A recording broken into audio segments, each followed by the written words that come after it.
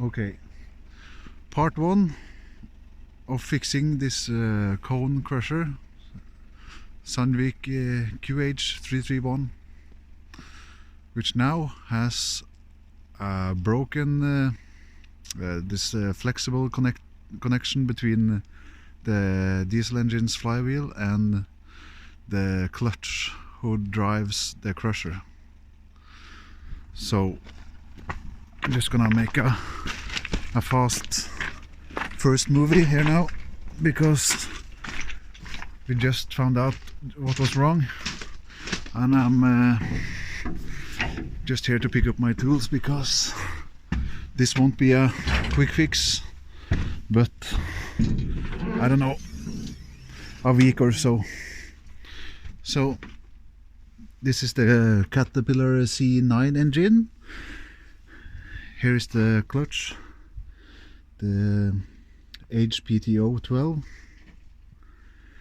and the reason we found out that something was wrong is this pump providing oil pressure to the clutch and lubricant oil to the clutch, and the engine suddenly emergency stopped because there was no lube oil flowing to the clutch. So we removed this hose, and this pump sucks oil from the sump and pumps it through this hose, through the filter, and into this manifold or valve block. We tried changing the sensors, nothing happened, and eventually we removed the hose and we saw no oil was coming out. So we thought the pump was broken, and then we removed the pump and we removed this gear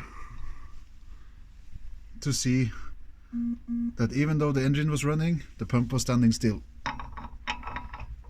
So inside here, between the engine and the clutch, there is this flexible connection made of steel and nylon or some plastics, I don't know.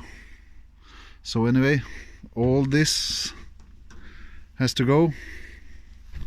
Take off the belts and the pulley there and everything, and just split those apart, get a new coupling, and yeah, we'll see how it goes. But for now, I'm gathering my tools.